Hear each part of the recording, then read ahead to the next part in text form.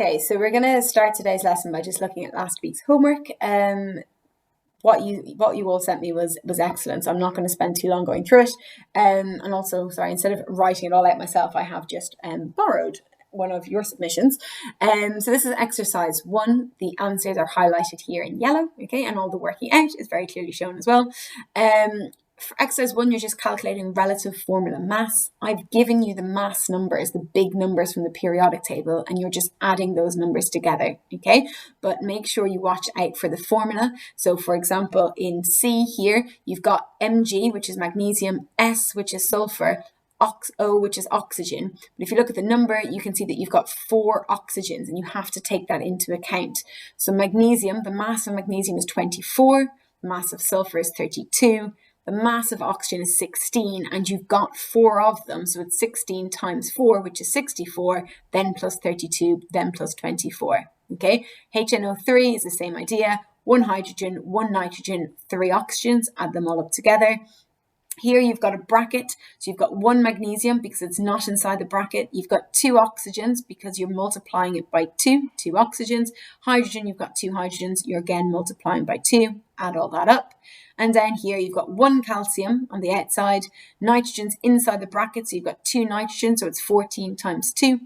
Oxygen, you've got 3 oxygens inside the bracket, 2 outside, so you've got 6 oxygens in total, and you're adding all of those numbers together and getting 164. Okay, so these numbers, I gave them to you on the sheet, but I'm getting them from the periodic table. You're just adding those numbers together to get the total mass of the elements in the formula, but just pay attention to how many of each element you've got. The little numbers in the formula will tell you that. In exercise 2, you were using your formula triangle. You were either calculating moles or you were calculating mass. The first 4, you were calculating moles. I gave you the mass. I gave you the formula mass. You're just doing mass divided by formula mass. So you should have 0.791, 2.07 and 22.52. So it's just mass divided by formula mass. And indeed, just make sure that you are converting your kilograms to grams. You multiply by 1000 before doing your division, okay? In E and F, I asked you to calculate mass instead of moles. To calculate mass, it's moles multiplied by formula mass. I gave you moles, I gave you formula mass. You're just multiplying those numbers together, okay? I gave you moles, gave you formula mass, multiply the numbers together, and give me a unit of G for your mass. In exercise 3, it was a combination of exercise 1 and 2. You had to find formula mass yourself, and once you found formula mass, you would use that to find moles or to find mass. So in A, I asked you for moles. You work out the formula mass as being 98, and then its mass divided by formula mass is 0.51. B was the same. You work out formula mass yourself. I gave you mass in the question. Mass divided by formula mass is 4.27. And then C, you work out the formula mass of iron oxide, and then I've given you formula mass, and I've asked you for mass this time. So it's going to be formula mass times moles equals mass 1280. Okay. I'm not going to spend any longer on your homework because it was really, really well done by everyone who sent it to me. If you do have any of these wrong and you're unsure as to why you got them wrong, please let me know, because relative formula mass in particular is really, really important going forward. And if you can't do relative formula mass, you're not going to be able to do the rest of the topics. So please do let me know if you're having trouble with the homework. Today we're going to move on. Well, we're going to stick with moles, because even though I taught you how to calculate moles, I never actually told you what a mole was. So I'm sure you're all dying to know. We are going to do that today, what a mole actually is. Okay, so a mole, this is a very simple definition, by the way. Okay, it's a word, all right, that represents a number. Okay, so in essence, that's all a mole is. It is a word that is filling in place of a number. And there are lots of examples of this in your everyday life that you've already come across, words representing numbers, okay? So for example, the word pear, okay, represents the number 2, all right? The word nil represents the number 0. the word dozen represents the number 12. Okay, so this is a similar idea. The word mole represents the number 6.02 by 10 to the 23.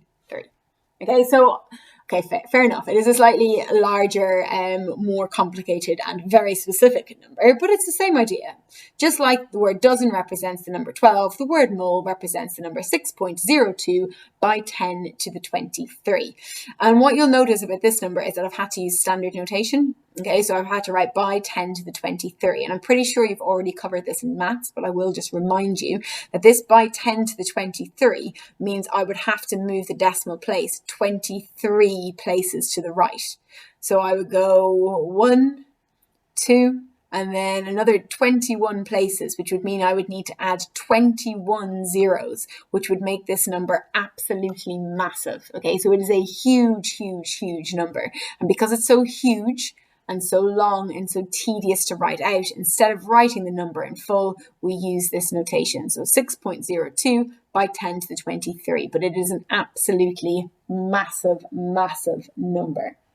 Okay, and we are going to look at what this number is used for and why this number is important. Now, I'm sure lots of you have questions about why mole represents this number specifically.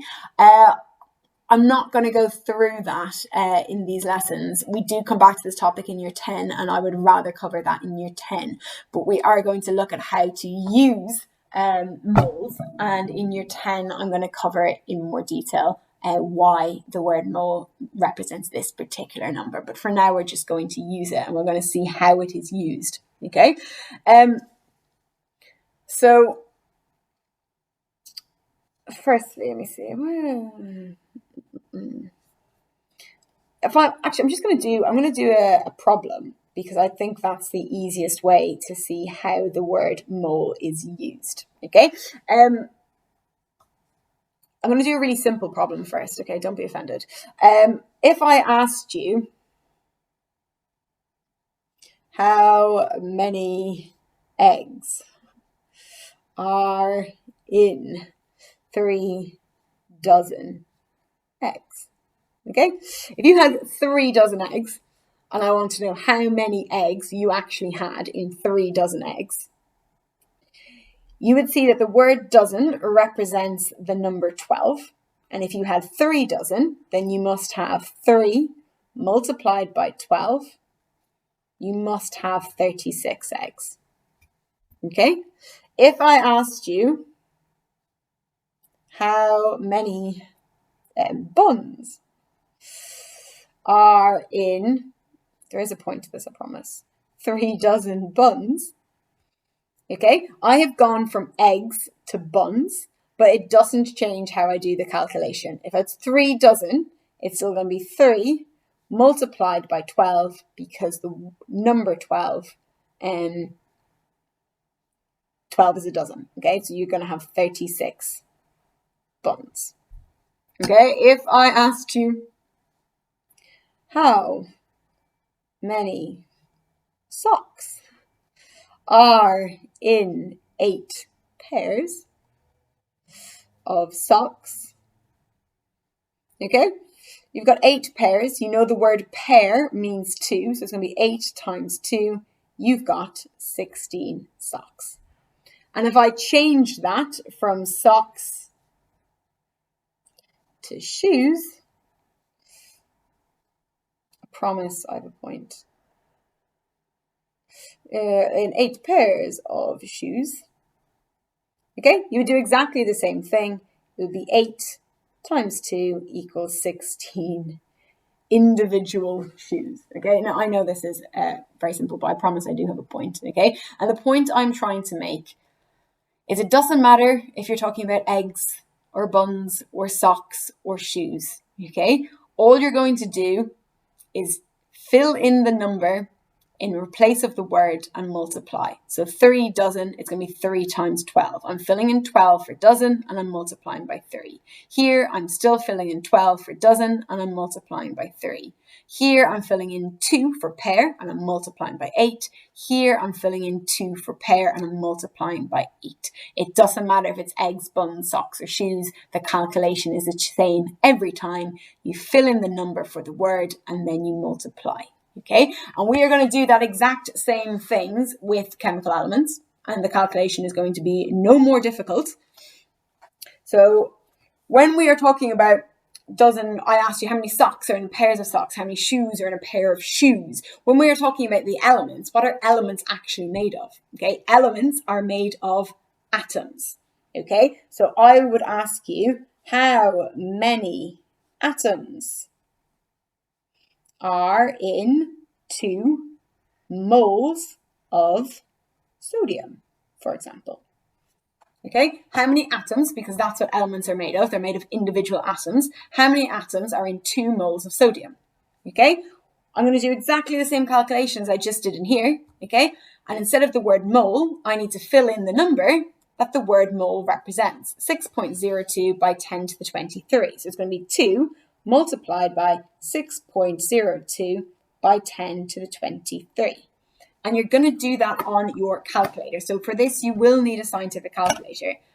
And my calculator is pretty useless because all my buttons have worn off because I've had it for so long, okay? But you're going to write in 2 multiplied by 6.02. And then I've got a button down here, by 10 to the 23, equals 1.204 by 10 to the 24. Okay, so if I had 2 moles of sodium, I would have 1.204 by 10 to the 24 individual sodium atoms. Okay, if I asked you how many atoms, because that's what elements are made of, are in 2 moles of carbon. Okay, how many atoms are in 2 moles of carbon? Okay, we can see here with socks and shoes that it doesn't matter if I'm asking you about 8 pairs of socks or 8 pairs of shoes, the calculation is exactly the same and the answer is exactly the same. Okay, it's the same with elements. I don't need to look at my periodic table. I don't need to look at the numbers next to sodium or the numbers next to carbon. All I need to do is fill in 6.02 by 10 to the 23 in place of the word moles. And the answer is going to be exactly the same for exactly the same for carbon as it was for sodium.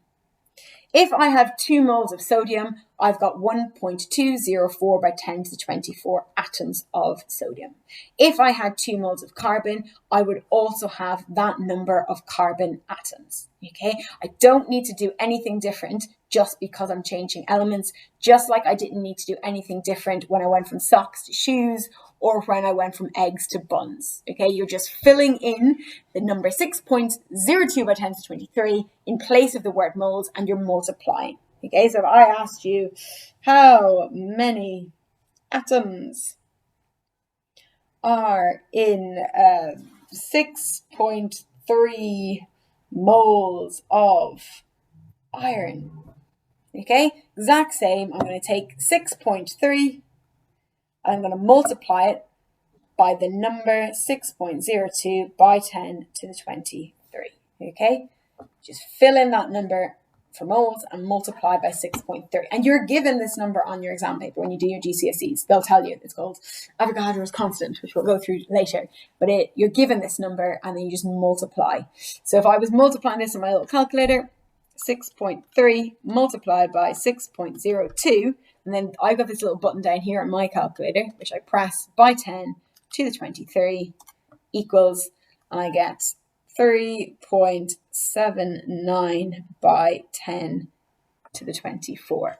And that's the number of atoms. If I had 6.3 moles of iron, I would have 3.79 by 10 to the 24 individual iron atoms. Okay? So in these examples, I've always used the word atoms because sodium is made of atoms and carbon's made of atoms and iron's made of atoms. All right. But you will notice when you do these questions that sometimes they may ask you the following. How many molecules are in 3 moles of H2O? Okay, so in this case, I've changed the word atom for the word molecules. Okay, the reason I have done this was over here on my previous page, I had sodium, carbon, and iron. They are all elements, okay? They are all found on my periodic table of elements, sodium, carbon, and iron. If you look on your periodic table, you are not going to find H2O. Okay, H2O is not an element. H2O is a compound, and it is made of individual molecules. So instead of writing how many atoms are in 3 moles of H2O, I've written how many molecules are in 3 moles of H2O, because H2O is a molecule, okay? So we're rephrasing the question. It doesn't change how you do the calculation at all, okay? I'm still going to write down 3 multiplied by, instead of moles, I write 6.02 by 10 to the 23. Okay, so it doesn't change how we do the calculation. So it's going to be 3 times 6.02 by 10 to the 23 equals 1.806 by 10 to the 24. So sometimes you will see that in questions. Instead of asking about atoms, they'll ask you about molecules. You do the calculation exactly the same way. And at the end, I'm going to write down, I've got 1.806 molecules of H2O instead of writing down that I've got that many atoms. Okay, so don't be put off by how they phrase the question. You'll do the calculation in exactly the same way. So I'm going to write down a formula. Okay, if I'm going to say number, if you're asked to calculate the number of atoms or the number of molecules, then you're always going to do the number of moles multiplied by 6.02 by 10 to the 23. Okay, that is your formula. If you're asked to calculate how many atoms are in something or how many molecules are in something, you get the number of moles and you multiply by this number, 6.02 by 10 to the 23. Okay, so in the above example, you were asked how many molecules, so number of molecules. You took the number of moles, which you were given in the question, and you multiplied by 6.02 by 10 to the 23. In all of the examples on the previous page, I gave you the number of moles in the question, and then we substituted this number in, 6.02 by 10 to the 23, to work out the number of atoms we had. In this case, we're working out the number of molecules. It doesn't matter if they ask you about atoms or molecules. You'll do the calculation exactly the same way. I'm going to get you to do a few questions for me, okay? The first few, we're going to do it exactly the same way as what I've done, so I just want to make sure that you can use your calculators correctly. You do need a scientific calculator in order to put in the by 10 to the 23. But ideally, you should all have scientific calculators at home with you. If not, you don't have a scientific calculator, then at least write down your workings. And then when you come back for the answers, you can make sure that you've done your workings correctly. Okay, so these are questions I want you to do for yourself. So we're going to call this A. Okay, so they're all going to be how many... stick with atoms, are in the following. How many atoms are in the following? How many atoms are in 4 moles of carbon? How many atoms are in 3.2 moles of nickel? How many atoms are in 7.6 moles of magnesium? How many atoms are in 12 moles of carbon. Okay, so work out how many atoms are in each of the following. I'm going to make it slightly harder after D. How many atoms are in? So are in E, F.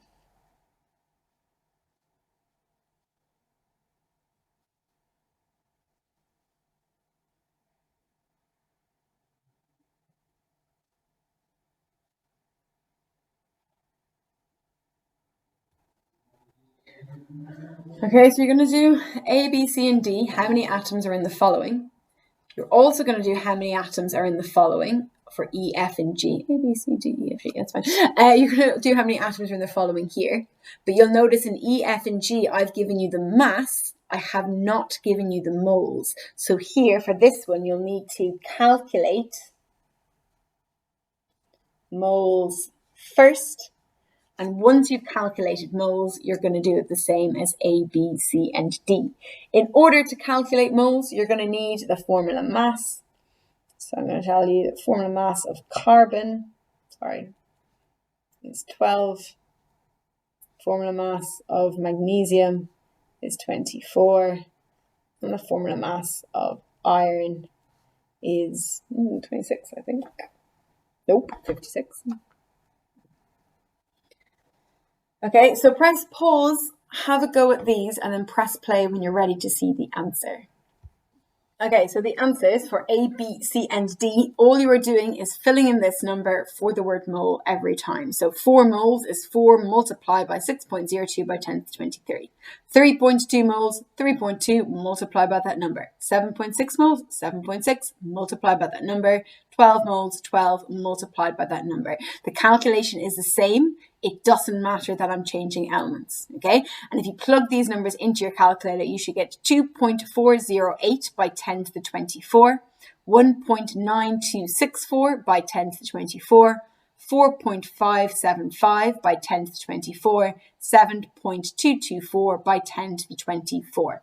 Okay, so do make sure if you've got one that you can use your scientific calculators correctly. That's A, B, C, and D, okay? In E, F, and G, I have given you the mass, okay? If we look at our equation up here, if you're trying to find the number of atoms, you need the moles multiplied by that number. I've given you mass, so the first thing you need to do is find moles. Once you've got moles, you multiply it by that number and it will give you the number of atoms, okay? So if we remember, if we want to find moles, it's always mass divided by formula mass. So you've got 12 grams of carbon. So that's 12 divided by the mass of carbon is 12. I've only got 1 carbon, so it's 12 divided by 12 is 1. The number of atoms, okay, now that I know moles, it's just moles multiplied by that number gives me 6.02 by 10 to the 23. For F, I've got 30 grams. Formula mass is just 24, so 30 divided by 24 is 1.25. Now that I know the number of moles, to calculate the number of atoms, it's 1.25 by that number. It gives me 7.525 by 10 to the 23. And the last one, 1 kilo of iron. I'm going to convert kilograms into grams. So it's going to be 1,000 grams. That's my mass. Divided by 56 is my formula mass. That gives me 17.86. And then I multiply that by my number to get my number of atoms. Okay, so that's the number of moles. Moles times this number equals the number of atoms. Okay, it's exactly the same as me asking you how many eggs are in 12 dozen eggs. You know, dozen means 12. 12 times 12 is 144. How many moles are in 17.86 moles? Sorry, how many atoms are in 17.86 moles of iron? You just multiply this number by 6.02 by 10 to the 23 and you will get your answer. Okay, just make sure that you have got moles first and not mass and not anything else. You have to have the number of moles and then you just multiply by that number and that's all you are ever doing, okay? In the next lesson, I'm going to go through why it's important, why you even need to know how many atoms you've got and why that's important and why it's useful. So we're going to go through that in the next lesson. The take home for today's lesson is the word mole means this number and you just multiply to find out the number of atoms that you have got.